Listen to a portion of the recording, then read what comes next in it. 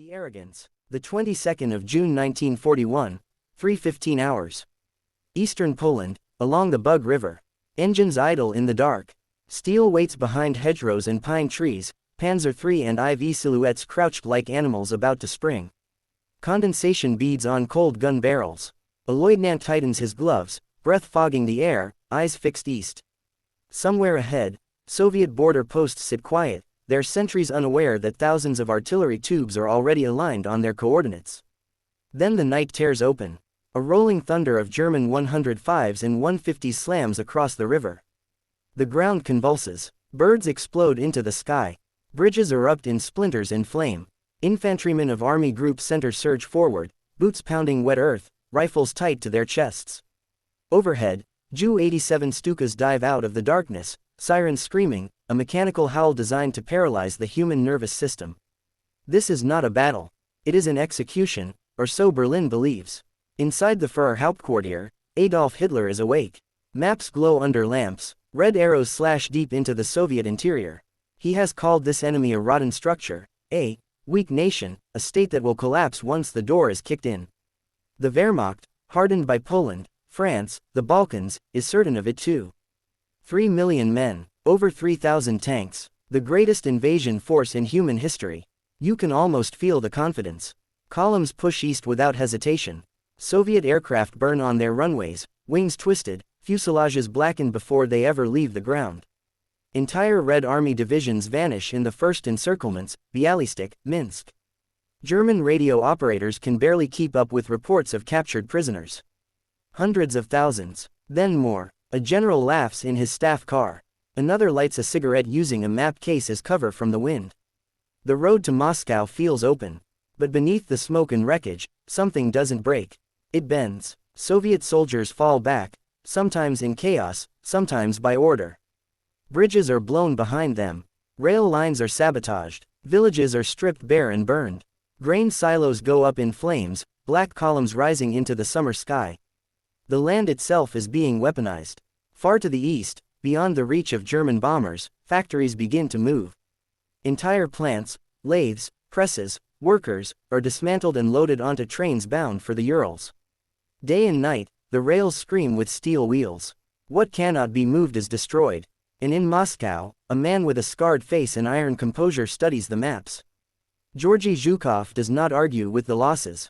He measures time. Each kilometer surrendered buys another day. Each day buys another division. Another tank. Another chance to bleed the invader dry. The Germans don't see it yet. They see only distance shrinking, victories stacking, history repeating itself, another lightning war, another empire about to fall. They march east convinced the war is already won. Winter is not on their maps. Neither is the trap they are walking into. The land that refused to yield. August 1941, 14:40 hours. Smolensk Oblast. The heat is suffocating. Dust hangs over the roads like fog, ground into powder by tens of thousands of boots and tracks. German columns stretch for kilometers, trucks overloaded, radiators boiling, horses collapsing in their traces. Panzer crews stripped down to sweat-darkened undershirts, hands black with grease, tempers short. This was supposed to be over by now. It isn't. Soviet resistance thickens the deeper the Wehrmacht drives. At river crossings, Red Army rearguards fight to the last magazine, buying minutes with their lives. Snipers appear in tree lines. Anti-tank guns, hidden until the final second, knock out lead vehicles and vanish. Every advance costs fuel, ammunition, men, and still, the enemy keeps slipping away. German generals argue over maps smeared with dirt and sweat. Should the drive pivot north toward Leningrad? South toward Ukraine's grain and oil? Hitler's voice crackles over radio and teletype, overriding his commanders. Objectives change. Momentum bleeds. Then comes Smolensk. What should have been another clean encirclement turns into a grinding, brutal slugfest. Soviet armies refuse to die quietly. They counterattack from inside the pockets, smashing outward at night, bayonets flashing, shouting, "Ura!" Into the darkness, German infantrymen wake to explosions inside their own lines. You can feel it now, something has shifted. Reports arrive of new Soviet formations appearing where intelligence said none existed. Not militia, not broken remnants, fresh divisions, new tanks, T-34s, low-slung, sloped armor shrugging off shells that should have penetrated. Panzer crews stare in disbelief as rounds bounce and ricochet. How many do they have? Someone asks. No one answers. Behind the front, the German logistical miracle begins to fracture. Rail gauges don't match. Trucks break down faster than they can be repaired. Fuel shortages idle armored spearheads that once seemed unstoppable. Soldiers start writing home differently now. Less boasting, more questions. Meanwhile, Stalin stays in Moscow. The city prepares for siege. Trenches are dug in parks and boulevards. Women and teenagers haul sandbags. Anti-aircraft guns are positioned between apartment blocks. At night, bombers come, and fires paint the sky red, but the government does not flee. And Zhukov is everywhere. He appears at collapsing sectors, boots muddy, voice calm, reorganizing chaos into resistance. Hold here, he orders. Then fall back. Space for time, time for blood, blood for survival. German casualty lists grow longer. Officers who survived France fall here, on nameless Russian roads. Medics work without pause. Graves multiply along the advance routes, simple wooden crosses tilting in the dirt. Still, Berlin insists victory is close. Moscow is just one final push away. But the air is changing. The nights are colder now. Frost forms on windshields at dawn. Men wake shivering, pulling greatcoats tighter, realizing, too late, that summer is dying. And the Red Army is not. It is learning, adapting, hardening. As the Germans prepare for their final drive on Moscow, they do not yet understand the truth forming in the cold air. They are no longer chasing a collapsing enemy. They are being drawn deeper, into a war that will not end quickly, cleanly, or on German terms. The trap tightens. October 1941, 7:30 hours. Outside Vyazma, western Russia. Mist clings to the forests like a living thing. German motorized columns rattle over mud-soaked roads, wheels spinning in ruts, engines coughing in protest. Artillery shells whistle overhead, detonating in puffs of dirt and splintered trees. Infantry trudges through fields sodden with rain and blood, faces pale under steel helmets, mouths moving silently in prayer or cursing the sky. The Wehrmacht is advancing. On paper, everything is perfect. On the ground, it is a nightmare. Communications crackle with panic. Supply lines stretch hundreds of kilometers, frayed and exposed. Fuel shortages idle armored spearheads. Ammunition dumps are missing. Trucks sink into mud like swallowed corpses. Then the Red Army strikes.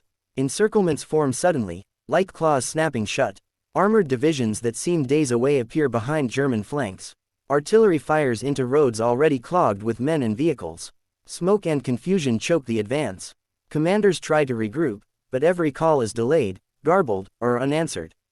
The sky fills with the drone of Soviet aircraft, low and fast, strafing columns that had once felt invincible.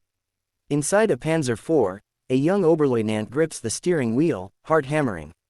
His tank commander, a veteran from France, shouts orders over the roar of the engine. Form the wedge, hold the gap, but every maneuver leads into another ambush. Trees explode in fire. Bridges collapse. Mines tear through tracks. Every step forward costs men, vehicles, and morale. Zhukov watches from command posts hundreds of kilometers away, orchestrating chaos like a conductor. Cavalry and infantry infiltrate gaps, tanks strike from unexpected angles, and every retreating German unit leaves behind traps, snipers, and scorched earth. Time and terrain are allies to the Red Army. German soldiers call it a living hell. Commanders whisper of encirclements that will eclipse even Dunkirk in scale, but no one dares say it aloud. Berlin is confident. Hitler demands Moscow fall by November. Army Group Center pushes relentlessly, but now the weather begins its assault. Rain turns roads to quagmires. Frost glints on fields at dawn. Soldiers awaken to frozen boots, fingers numb, bodies exhausted. Vehicles stall, engines seize, tanks bog down. The Wehrmacht's momentum slows to a crawl, vulnerable to a foe that grows stronger with every misstep. And then the first reports arrive. Hundreds of thousands of German soldiers, entire divisions, are trapped in pockets around Vyazma and Bryansk. Encircled, cut off, supplies gone, artillery silenced, tanks abandoned. Commanders swear they can still fight their way out, but the forests and swamps around them are now Russian hunting grounds. The war has changed. Victory is no longer imminent. The Germans realize, too late, that the Soviet retreat was never a collapse. It was a lure, a trap, and in the east, beyond the smoky battlefields, Zhukov smiles quietly. Because the worst is yet to come. The winter that devoured armies. December 1941, 6 o'clock hours. Outside Moscow, Russia, a bitter wind slices through the ranks. Frost covers everything. Rifles, helmets, breath crystallizing in the air. German soldiers march in great swaths of white and gray, faces frozen, limbs numb, boots soaked through and hardened to ice. Engines won't turn. Tanks stall. Trucks are abandoned mid-road, their tires cracked from cold. Hunger gnaws at the stomach, fatigue at the soul. Moscow is close. Too close to hope. Hitler demands the city fall. Commanders groan beneath his orders. Supplies are scattered, reinforcements weeks away, fuel vanishing. Men whisper among themselves. Some cry silently, some curse their luck, some write hurried letters they may never send. The Eastern Front, once a parade of victories, has become a frozen graveyard. The Red Army strikes with lethal precision. Snow muffles movement, hiding infantry until they erupt from drifts. Artillery fires over icy plains, shells smashing into German positions with devastating effect. T-34s appear in the gray dawn like ghosts, their sloped armor shrugging off panzer rounds. Every advance by the Wehrmacht is met by counterattacks, flanking movements, and sudden ambushes from units long thought defeated. Civilians huddle in Moscow, their streets a web of barricades and trenches. Factories that had been dismantled and moved east now return as weapons, guns, ammunition, and tanks rebuilt for the counteroffensive. Stalin's order is clear: no surrender. Every meter of land costs German blood. Every day of winter strengthens the defenders.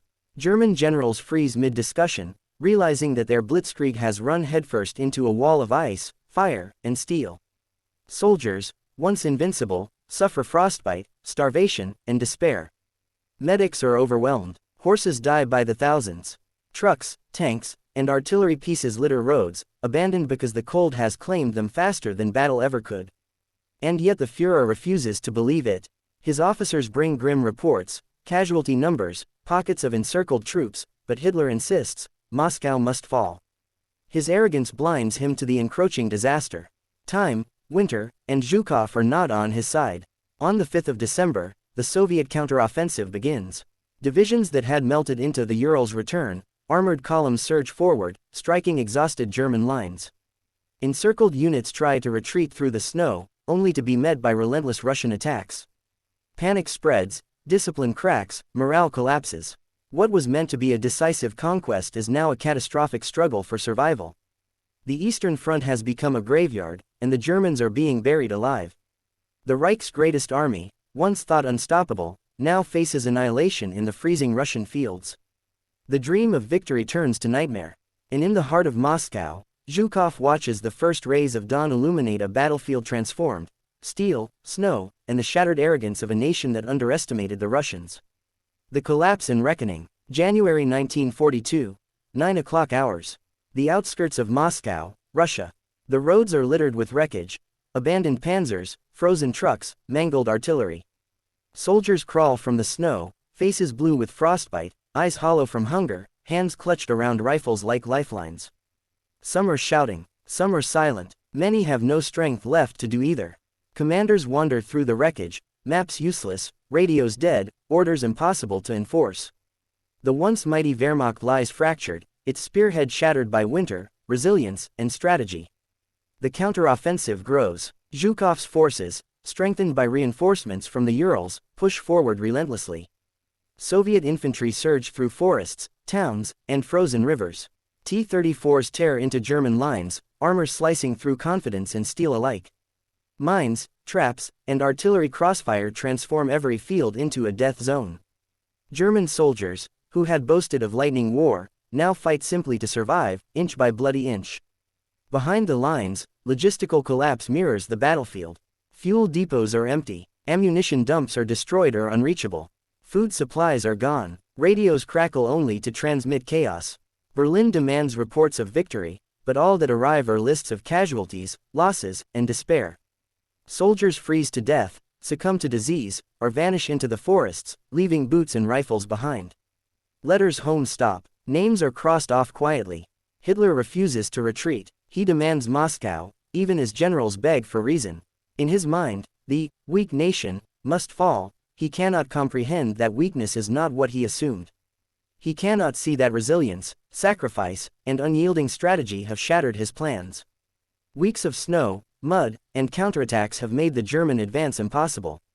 The greatest army Europe has ever seen has been brought to its knees, not by defeat in battle alone, but by a combination of tenacity, terrain, and winter's unforgiving hand. By the end of January, the Germans are retreating. Not in orderly columns, but in chaos, fragmented units, scattered supplies, and broken morale. Soviet forces reclaim villages, roads, and strategic positions, pushing the invaders back hundreds of kilometers. The myth of German invincibility is gone, replaced by the grim reality of overreach and hubris. Moscow survives. The Reich's eastern ambitions falter. The Eastern Front, once a stage for rapid conquest, has become a graveyard. Hundreds of thousands of German soldiers lie frozen, starved, or trapped. Armies that marched confidently into the Soviet Union have been destroyed, scattered, or humiliated. Hitler's weak nation has struck back with a force his generals cannot contain. And in the cold dawn of Russia, Zhukov surveys the fields.